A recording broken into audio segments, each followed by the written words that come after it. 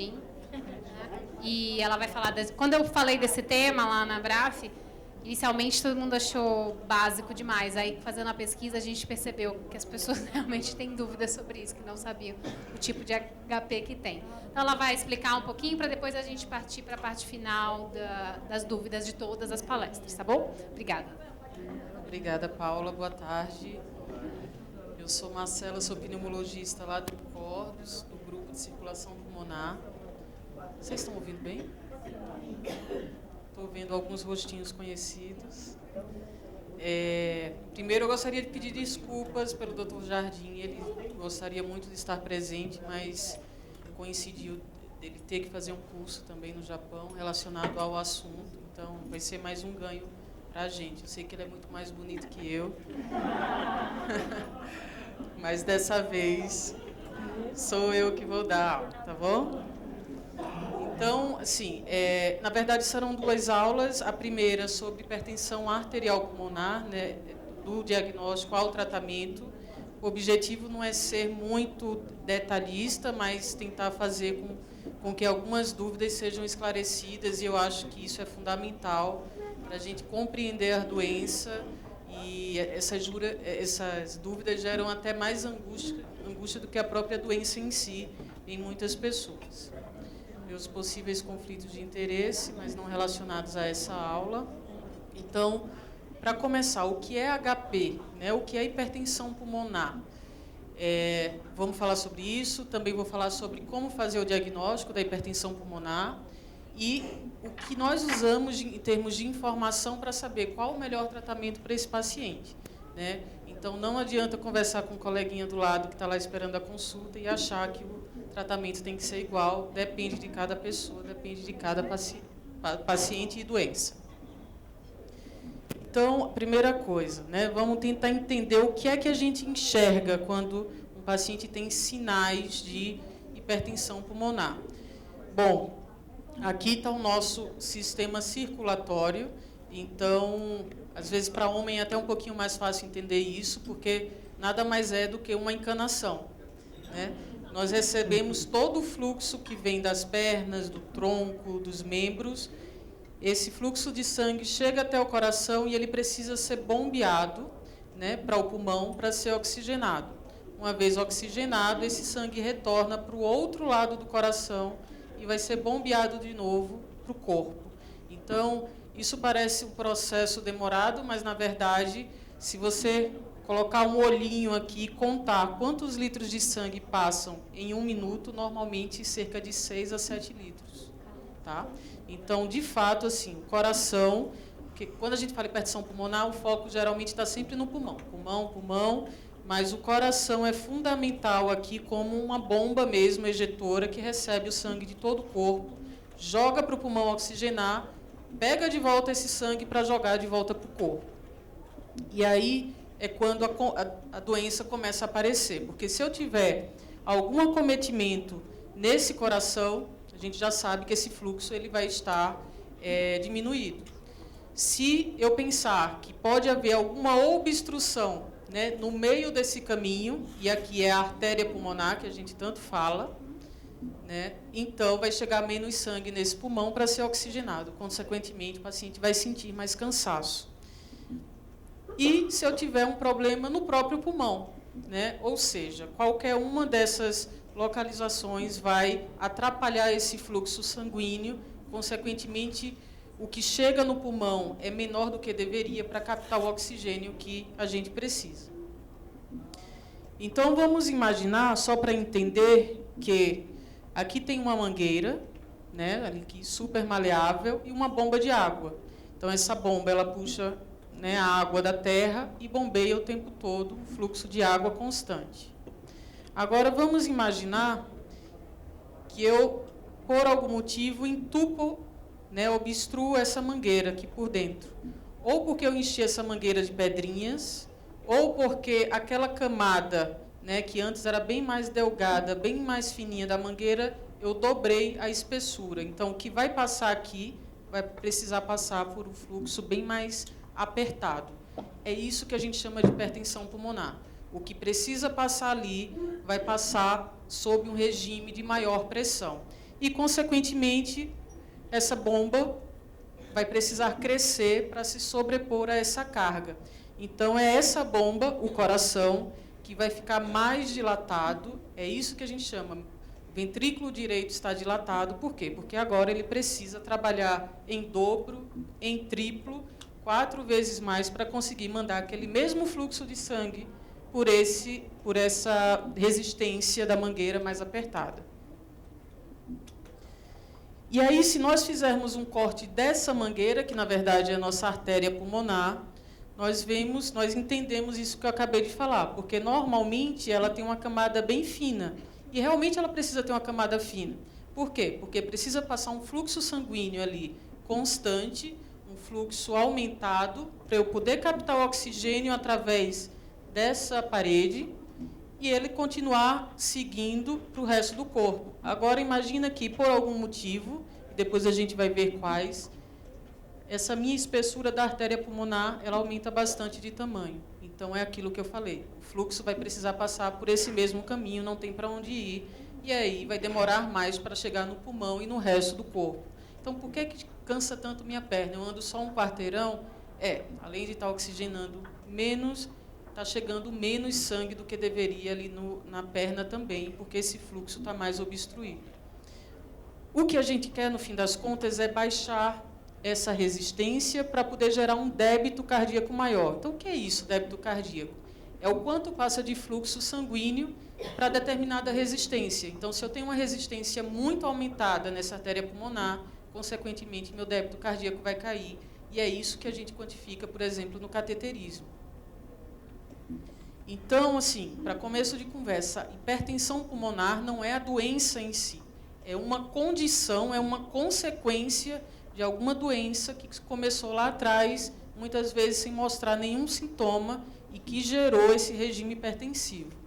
Tá? E aí, grupo 1. Quais são as doenças do grupo 1? São as geralmente mais prevalentes em pacientes que têm hipertensão arterial pulmonar, e são elas os alvos, né, para tratamento. São aquelas em que o vaso sanguíneo está bem mais obstruído do que deveria. Porque existem outros grupos também que não são candidatos a tratamento. Por exemplo, os pacientes que têm doença cardíaca esquerda, que a gente chama. Aqueles pacientes hipertensos de longa data, diabéticos não controlados, aqueles pacientes que já têm uma doença hereditária cardíaca, infartos, que eles dilatam o coração não porque o vaso do pulmão está alterado, mas a doença se inicia no coração e isso repercute no pulmão. Esses pacientes não são candidatos a tratamento para hipertensão arterial pulmonar. O problema não está na artéria do pulmão. Tem os pacientes também, que é bastante comum, do grupo 3, ou seja, aqueles pacientes que têm uma doença do pulmão, seja por um enfisema muito acentuado, seja por alguma doença estrutural do pulmão, que isso que a gente está vendo aqui mais preto não é pulmão, são bolhas de ar que estão ocupando esse espaço do pulmão. O pulmão normal é isso aqui, ó, cinza. Então, imagina que eu tenho alguma coisa ocupando o local normal do meu pulmão, e aí a compressão da artéria pulmonar, aquela que leva o fluxo, na verdade, o problema não está dentro dela, sendo que ela está esmagada por essas bolhas que estão aqui por fora. Isso também dificulta o fluxo, e não adianta eu dar remédio para essa artéria, porque o problema não é ela que está doente, é todo o resto. E os pacientes do grupo 4, que são aqueles pacientes com doença tromboembólica. Isso a gente vai ver na segunda aula, que são aqueles pacientes que, por algum motivo, em algum momento, tiveram embolia pulmonar. Coágulos dentro dessa artéria do pulmão, isso que a gente está vendo em branco é a artéria pulmonar contrastada, né, em que o que tem preto dentro dela são coágulos que estão dificultando esse fluxo sanguíneo, o que vai levar também a um regime de hipertensão pulmonar. E aí a gente vai ver na segunda aula que o tratamento, o ideal é o cirúrgico. Então, só para a gente entender, quando a gente pede imagem do coração, é porque a gente quer enxergar como que esse coração está se comportando diante dessa hipertensão pulmonar. Como eu falei, o nosso foco do tratamento não é só a artéria em si, mas na sobrecarga que ela causa no coração. Então, aqui, desse lado, nós temos um coração normal em que olha o átrio direito e o ventrículo direito, que é aquele espaço exatamente anterior ao que vai lá para o pulmão. Esse tamanho é o normal. E olha o tamanho de quem tem hipertensão pulmonar. Bem mais dilatado. Então, ó, isso aqui é o coração batendo, nessa primeira figurinha. E o normal é ele bater assim. Agora vamos para a próxima. Olha como ele bate com bem mais dificuldade. Né? Por quê? Porque ele está sobrecarregado, ele está dilatado. Da mesma forma que embaixo é um outro corte, o normal é ser assim. Aqui está o ventrículo direito, que é menor, e o ventrículo esquerdo. No paciente que tem hipertensão pulmonar, olha o tamanho do ventrículo direito, como está bem mais dilatado. Por quê? Porque para frente dele tem um pulmão que está com a artéria mais fechada. E aí, lá em 1998, na cidade de Evian, né, nos Estados Unidos, o que aconteceu foi que alguns especialistas, né, em hipertensão pulmonar, e nessa época não eram muitos, se juntaram e falaram, bom, vamos tentar agrupar as diferentes causas em grupos diferentes. Por quê? Porque nós sabemos que tem causas completamente diferentes e não adianta tratar todo mundo do mesmo jeito. Vamos tentar separar em grupos de classificação e aí estudar cada um desses grupos, entender o que é melhor para cada um deles. Então, eu não vou demorar muito nesse assunto, mas atualmente, o que foi atualizado esse ano, essa é a classificação atual, em que estão todas aquelas possíveis causas de hipertensão arterial pulmonar. Causas que nós conhecemos, né? Porque provavelmente deve haver outras aí que nós não temos ainda conhecimento. E aí, os pacientes que, de fato, se beneficiam, pelo menos o que nós temos de evidência até agora, se beneficiam de medicação são os pacientes com hipertensão arterial pulmonar. Por quê? Porque as medicações atuam na artéria. Todos os outros grupos têm causas outras que levam àquele regime de hipertensão pulmonar, mas a doença não está na artéria em si. Mas para que faz tanto sentido tentar agrupar, separar? No fim das contas, o que a gente não quer é baixar a hipertensão pulmonar mesmo? Mas lembra que eu falei, o tratamento beneficia quem tem a doença na artéria do pulmão. Quem tem doença obstrutiva, por exemplo, TEP crônico, o ideal é que esse paciente seja operado. Não adianta só eu estar dando remédio. Ele precisa tirar aquelas obstruções provocadas pelos coágulos. Tá, mas e se eu der o remédio para as outras causas? Você pode até piorar ou aumentar a mortalidade. Então, é por isso que é tão sério, né, e tão, às vezes, até demorada essa nossa obsessão em identificar qual a causa possível. Por quê? Dar um remédio para uma pessoa que não é do grupo 1 significa que eu estou piorando a vida desse paciente. Para os outros grupos, não tem tratamento específico para a hipertensão pulmonar, o que tem é tratar a causa de base. Então, qual que é a atual definição de hipertensão pulmonar? Isso também mudou no fim do ano passado, porque antes quem tinha uma pressão da artéria pulmonar maior que 25 era o paciente que era diagnosticado com hipertensão pulmonar. Esse valor foi baixado para 20, por quê? Porque vários estudos ao longo desse caminho aí mostraram que quem tem uma hipertensão já uma média ali acima de 20, já tem também impacto da doença. E o que a gente menos quer é diagnosticar esses pacientes numa fase mais tardia. Quanto mais cedo for descoberto, mais cedo se medica, mas isso tem impacto na vida do paciente em termos de segurança, de sobrevida. Então, o que nós calculamos no cateterismo são essas medidas. Ah, mas o cateterismo, vou ter que fazer mesmo esse cateterismo? Vai. Vai, é por isso que toda quarta-feira eu estou fazendo cateterismo.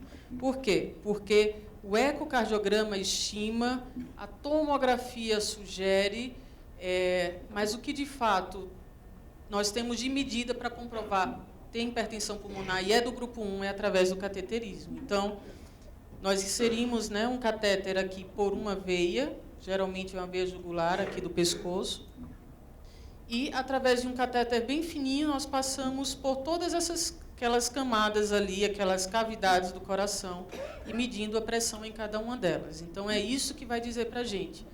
A pressão no tronco da artéria pulmonar é tanto, então nós vamos iniciar tal tratamento, tal dose mais de um medicamento ou apenas um. Então, infelizmente, não infelizmente, porque até pouco tempo atrás nem esse recurso nós tínhamos, né? Agora nós temos, por mais que seja chato, ir em jejum, passar o dia no hospital para poder esperar e fazer o exame e depois ir para casa, é algo que nos ajuda muito. Aliás, talvez para nós especialistas seja o exame que mais acrescenta.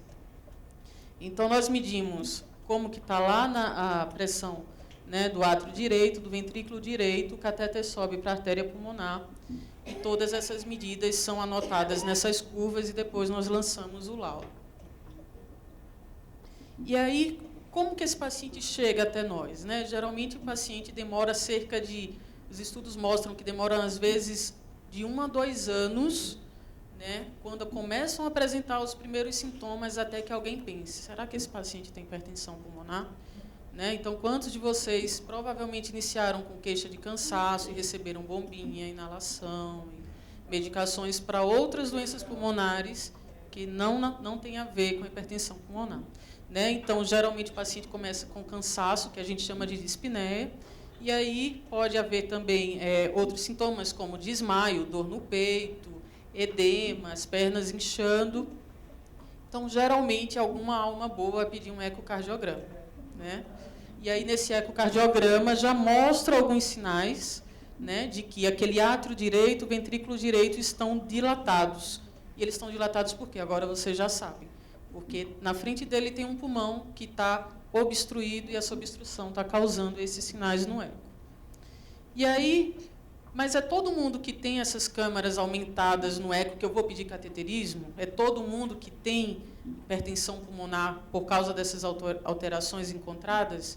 Não. Mais de 50% desses pacientes, a doença está do lado esquerdo do coração. Aquilo que eu falei, pacientes que têm hipertensão, diabetes, já sofreram infarto, tem uma doença cardíaca hereditária, então não vai ser todo mundo que vai precisar fazer cateterismo.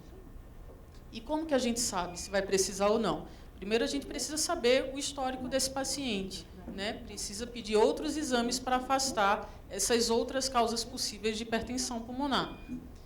No mundo, 50% dos casos de alteração no eco é por câmara esquerda, não tem nada a ver com a hipertensão arterial pulmonar, doença do vaso. Isso aqui na América do Sul, na África, no Oriente Médio. Mas daqueles que têm, de fato, hipertensão arterial pulmonar, aqui, por exemplo, na América Latina, 30% deles são idiopáticos, ou seja, nós procuramos todas as causas que nós conhecemos e não achamos, então esse é o paciente que mais tem benefício em termos de medicação. Além daqueles que têm doenças do tecido conectivo, né, ou esclerodermia, ou lúpus, ou outras doenças do tecido conjuntivo, pacientes soropositivos, né, pacientes que têm esquistossomose, que é uma causa também bastante prevalente aqui no Brasil, que a gente vê que não tem no resto do mundo. Então, quem mais publica em esquistossomose somos nós brasileiros.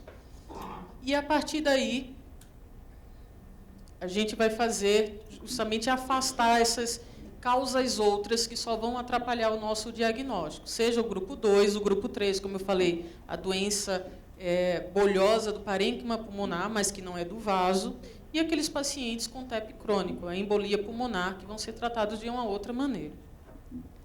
Uma vez que essas outras causas estejam afastadas, e mesmo assim eu tenho sinais de hipertensão pulmonar, aí sim eu preciso partir para o cateterismo cardíaco.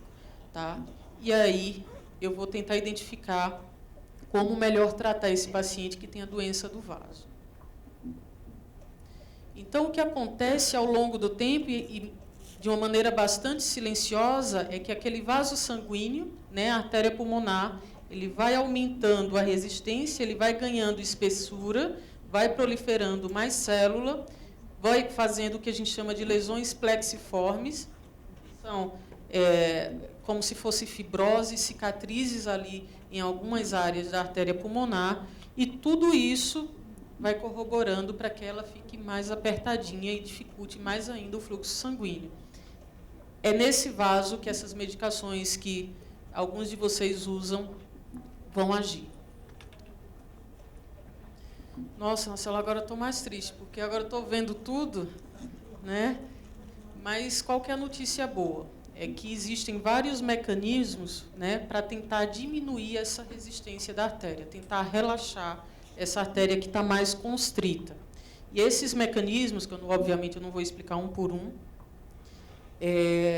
eles atuam, né, na camada do endotélio, ou seja, o paciente precisa ter alteração dessa camada da artéria pulmonar para poder o tratamento fazer sentido. E aqui está a linha do tempo, né, da quantidade de estudos e estratégias de tratamento que foram surgindo nos últimos 20 anos. Então, vocês veem que antes de 1990, né, que já foi ontem, não se tinha praticamente nenhum dos estudos que nós temos hoje e, consequentemente, não se tinha também o arsenal de drogas que nós temos hoje. Quanto mais estudos tem, mais evidências nós geramos, mais a gente consegue ajudar o paciente com o surgimento de novas drogas. E aí o que nós temos disponíveis, né? Isso eu não estou falando aqui no Brasil, mas no mundo de drogas, de medicações que atuam cada uma com um mecanismo diferente, são as mais diversas. Infelizmente aqui no Brasil nós não temos todas disponíveis, mas vou falar uma coisa para vocês. Na Europa, por exemplo, eles têm um arsenal muito maior de drogas, o que é bom, porém a nossa sobrevida, ou seja, o quanto os nossos pacientes conseguem ficar bem, é muito parecido com os deles. Então, talvez os nossos pacientes sejam ou mais adaptados, ou eles consigam se sobrepor à doença com menos droga disponível. Então, isso é uma coisa que a gente ainda não entende muito bem, né? Então, será que, se nós tivermos mais armamentos, mais munição, nosso paciente ainda fica melhor que o pessoal lá de fora? Nós não sabemos. E, com todo esse arsenal de medicações e de estudos, estamos conseguindo subir cada vez mais, né, a sobrevida dos nossos pacientes. Por quê? Porque agora eles estão conseguindo se aproximar à população geral. Do mesmo jeito que há 50 anos, quem tinha hipertensão sistêmica, né, pressão alta, morria mais rápido, porque não tinha nada que tratasse, hoje nós temos medicações para HP, então a sobrevida dos pacientes está se aproximando muito, graças a Deus, a quem não tem, graças a essas drogas. E aí vem a tabela da estratificação de risco, tá? E aí essa é a resposta que eu dou para os pacientes quando perguntam: doutora, eu vou ter que fazer tudo isso de novo para a próxima consulta? Por quê? Porque é tudo isso que a gente dosa, na verdade não tudo em toda consulta, mas nós sempre procuramos saber qual a classe funcional. A classe funcional é o quão cansado o paciente está, né? Como que estão os exames de sangue, como que está o ecocardiograma, como que estão os valores lá do cateterismo, para eu definir, será que esse paciente está numa zona de baixo risco, que é essa coluna verde? Será que ele está ali num risco intermediário ou ele está num risco alto de ter alguma piora da doença? Né? Então, isso é muito importante, isso foi validado por vários estudos fora, Suécia, França, Alemanha, Estados Unidos e Brasil, todos testaram essa tabela e todos mostraram. De fato, essa tabela consegue dizer quem está mais grave e quem está menos grave. E para aqueles mais graves, a gente consegue associar e tratar de uma maneira mais agressiva e tentar trazer o paciente que está aqui num risco alto para um risco baixo. Tá? Então, esse fluxograma, na verdade, é para o especialista, é mais para tentar seguir uma regra, não ficar tão na mão, na opinião de cada um. Quem é um risco intermediário ou alto precisa de cara já de uma terapia combinada. Né? Então, não adianta dar só o sildenafil, ou só a busentan, ou só a ambrisentan. Esse paciente precisa de pelo menos 2 drogas já de início. Para aqueles pacientes em risco alto, o ideal é que já seja uma terapia combinada também, que o ideal, a recomendação é que uma delas seja endovenosa, mas que nós não temos, infelizmente, disponível aqui no Brasil. E aí, se o paciente permanece nesse risco alto, apesar de tratamento otimizado, ele também deve ser encaminhado já para avaliação da equipe do transplante. Porque nós sabemos que, mesmo tratando, se ele se mantém ali num risco alto ou intermediário, talvez o que nós temos de droga não consiga interferir de uma maneira tão agressiva como a doença está se mostrando. Talvez para ele o melhor seja o transplante mesmo. Tá? Então, é por isso, ó, aqui o verdinho é quem está tratando e conseguiu cair lá para aquele baixo risco. Veja só, a sobrevida é igual de uma pessoa que não tem hipertensão pulmonar. Então, é por isso que nós somos tão agressivos e pedimos tanta coisa, que é para ter mais informação e tentar trazer vocês para essa zona aí de baixo risco. Tá? Então, só o recado aqui, atingir o baixo risco é fundamental. Como eu falei, os estudos mais recentes estão já tentando associar uma terceira droga a essa linha de tratamento, já foi aprovado em alguns lugares, aqui no Brasil já foi aprovado pela Anvisa, mas ainda não está disponível no SUS para poder ser oferecido para os pacientes. É uma batalha que todos nós estamos travando.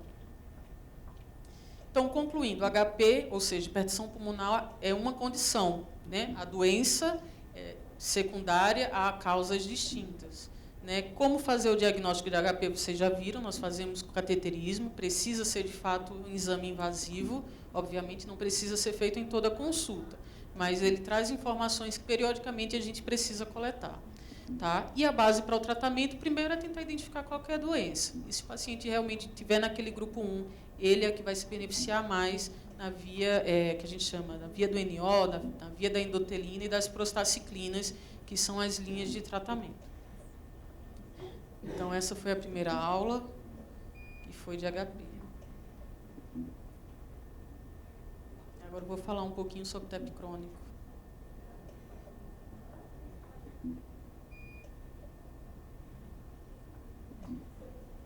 Não sei se vocês estão com mais dúvida do que... mas depois a gente tira essas dúvidas. E aí o TEP crônico? O TEP crônico é aquela doença, né, que Virchow, lá em 1859, ele já descreveu como um processo de desprendimento de trombos, ou seja, de coágulos que ganhavam a circulação sanguínea. Lembra aquele slide que eu mostrei da aula passada, da circulação? Então, imagina um êmbolo, um coágulo mole entrando na circulação, e o local que ele consegue impactar mais fácil é o pulmão, porque é onde os vasos sanguíneos se estreitam mais. Né? Então, a esse processo ele deu o nome de embolia. E a que se deve essa embolia? Por que acontece em algumas pessoas e em outras não? Né? Algumas pessoas têm uma hipercoagulabilidade, ou seja, elas têm uma facilidade maior de formar trombos. Pacientes que têm uma estase sanguínea maior, ou seja, o sangue demora mais para passar em determinado local do vaso.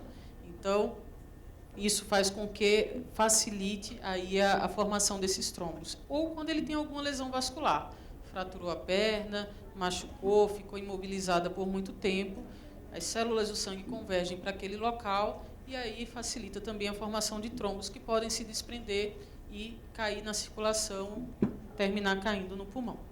Então, a incidência nos Estados Unidos é em torno de 2 milhões de casos aí por ano.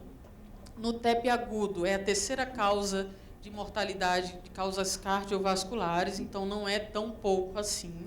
Né? E chega a ser 10% das causas de óbitos naqueles pacientes que foram submetidos à autópsia. E aí, a diferença do TEP agudo e do TEP crônico. Né? O TEP agudo é aquele trombo mole, aquele recente, aquele que acabou de se formar. O paciente sente dor no peito, um cansaço súbito, né? Às vezes a saturação cai. Por quê? Porque aquilo que deveria estar dentro da artéria pulmonar, ou seja, só sangue, agora também tem coágulo. Uma vez que o paciente tem TB agudo, o ideal é que ele seja anticoagulado o mais rápido possível para tentar desfazer esses trombos. E a grande maioria desfaz mesmo.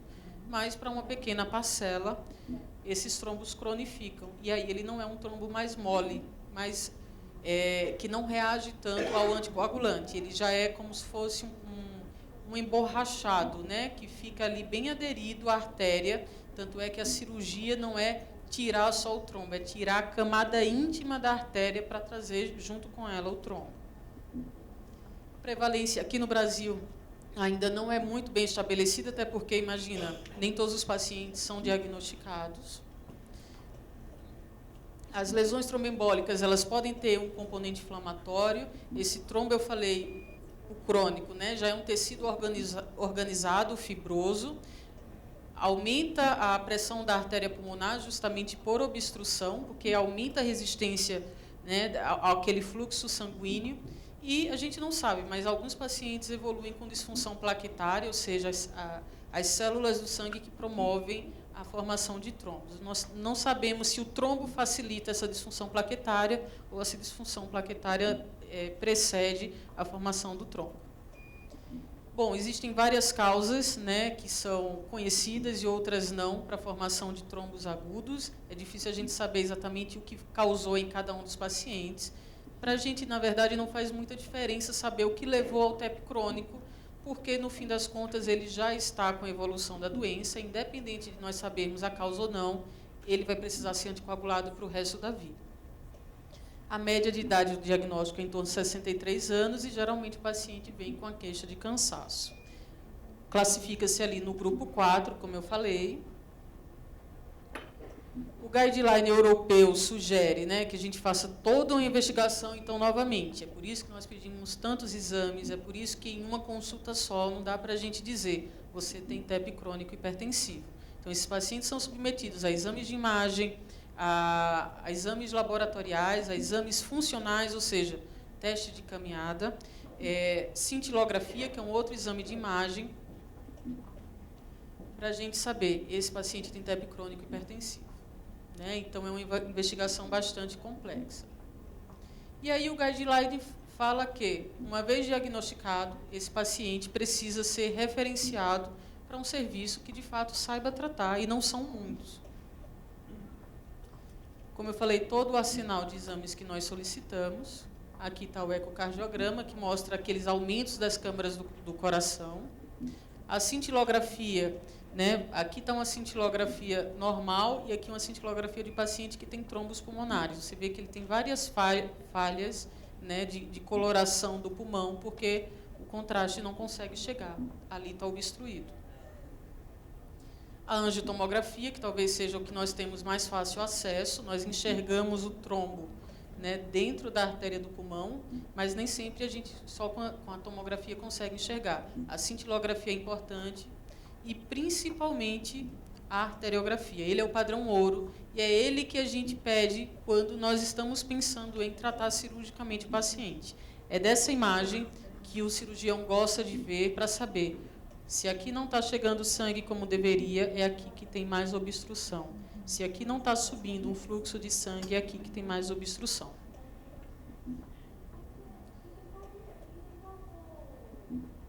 Então, são esses exames que a gente pede no pré-operatório. E cateterismo, obviamente, para saber o quanto tem de hipertensão, saber quando que esse paciente deve ser tratado.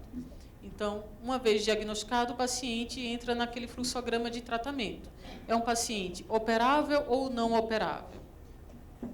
O paciente operável é aquele que nós queremos sempre, tá? Porque é aquele paciente que tem um benefício, ele tem uma cura da doença, ele vai ser desobstruído.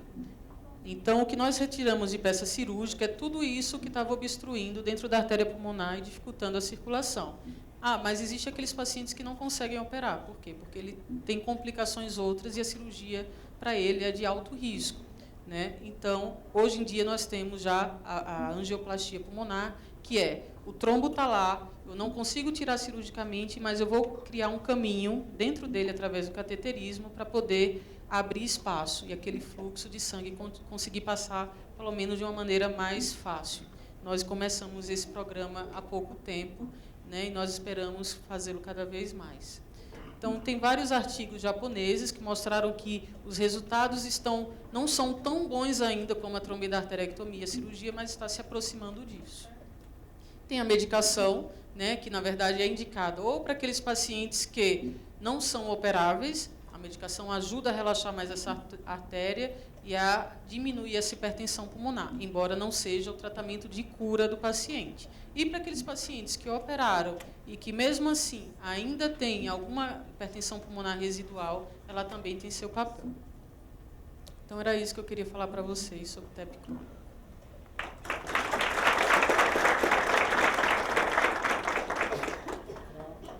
Muito obrigada. Vou montar a mesa aqui. Cadê a foto?